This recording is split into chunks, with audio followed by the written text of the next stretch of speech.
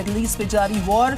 अब ईरान के दावों ने अमेरिका के लिए मुसीबत खड़ी कर दी। इन दावों के बीचों बीच पहले KC-135 एयरक्राफ्ट को मार गिराया गया और अब इस्लामिक रिवोल्यूशनरी गार्ड्स ने दावा किया कि वो अमेरिकी युद्धपोत इब्राहिम लिंकन पर बैलिस्टिक मिसाइल से अटैक कर चुके हैं, जिससे अब अमेरिकी युद्धपोत ऑपरेशन के लायक ही नहीं रह गया है। उसे खाड़ी इलाके से पीछे हटना पड़ा। ये दावा इस्लामिक रिवोल्यूशनरी गार्ड नेवी की तरफ से किया गया। अमेरिकी मीडिया ने बताया कि ईरानी पोत अमेरिकी युद्धपोत के बहुत करीब आ गया था, जिसके बाद अमेरिकी सेना ने उस पर गोलीबारी की, लेकिन ये स्पष्ट नहीं है कि युद्धपोत को निशाना बनाया गया था या फिर नहीं। हालांकि वॉशिंगटन ने इस दावे को खारिज करते हुए कहा कि अमेरिकी विमान वाहक पोत ऑपरेशन एपिक फ्यूरी में अपना योगदान जारी रखे हुए है। अमेरिकी केंद्रीय कमांड सेंटकॉम ने अमेरिकी युद्धपोत की एक तस्वीर पोस्ट करते हुए कहा, Abraham Lincoln carrier strike group operation epic fury का समर्थन करना और समुद्र से शक्ति प्रदर्शन करना जारी रखेगा। अगली खबर का रुख करेंगे। ईरान के नए सुप्रीम लीडर मुज्तबा खामनेई को लेकर सच क्या है, इसको लेकर अभी तो नई थ्योरीज बहुत सारी सामने आई हैं, लेकिन इजराइल के PM बेंजामिन नेतन्याहू ने अपना अगला टारगेट सेट कर दिया है और इसका खुलासा उन्होंने खुद किया थी,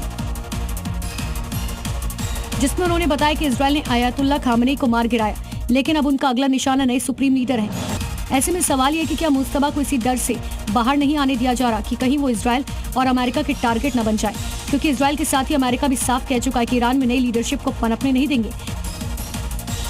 ईरान युद्ध शुरू होने के बाद से खाड़ी देशों पर बैलिस्टिक मिसाइल्स और ड्रोन के अटैक्स बरकरार हैं, जिससे कि अरब देशों की सुरक्षा व्यवस्था बुरी तरह से प्रभावित हुई है। अरब देशों के पास बहुत सारे विकल्प नहीं हैं, सीमित विकल्प हैं कि वो अमेरिका का साथ दे या ईरान की जो बैलिस्टिक मिसाइल्स है उसके खतरे को मोल ले ले।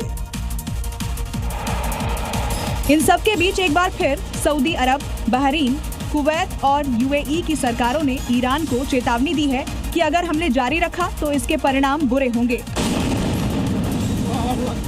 दरअसल ईरान लगातार मिडिल ईस्ट में अमेरिकी ठिकानों पर हमले कर रहा है, जिस वजह से वहां की स्थिति बेहद ही खराब है। सरकार लोगों को धैर्य रहने की बात तो कह रही है, लेकिन युद्ध में हमले के बीच वहां मौजूद लोग डर के साए में जी रहे हैं। क्या ईरान से जो युद्ध है उसके बीच में अमेरिका में कुछ बड़ा होने वाला है? क्योंकि CIA ने ईरान से बड़े खतरे को देखते हुए अलर्ट जारी किया।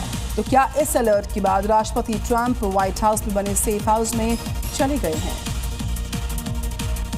अब तक अमेरिका सोच रहा था कि उसकी धरती सुरक्षित है, कोई हमला नहीं कर पाएगा, ईरान की मिसाइलें यहाँ तक नहीं आएंगी, लेकिन वो गलतफहमी में था, क्योंकि सुरक्षा एजेंसी CIA ने जो थ्रेट जारी किया है वो ट्रंप की टेंशन बढ़ाने वाला है। क्योंकि अमेरिका में न्यूक्लियर अटैक का खतरा है, US के पूर्वी तट पर हमला हो सकता है। CIA ने अमेरिका में अलर्ट जारी किया है, राष्ट्रपति ट्रंप को सेफ हाउस ले जाने को कहा है।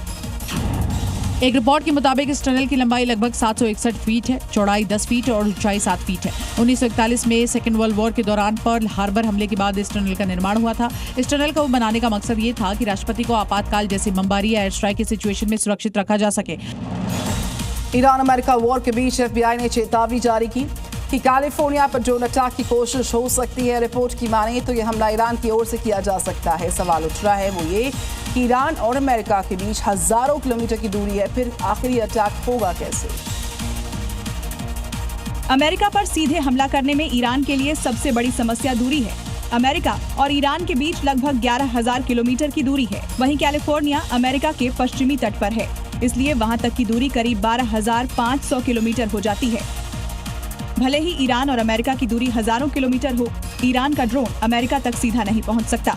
लेकिन दावा ये किया जा रहा है, फिर भी अमेरिका के सीने पर ईरान वार करेगा। वो वार करेंगे ईरान के स्लीपर सेल। ईरानी स्लीपर सेल के एजेंट्स अमेरिका के बड़े शहरों में एक्टिव हो सकते हैं।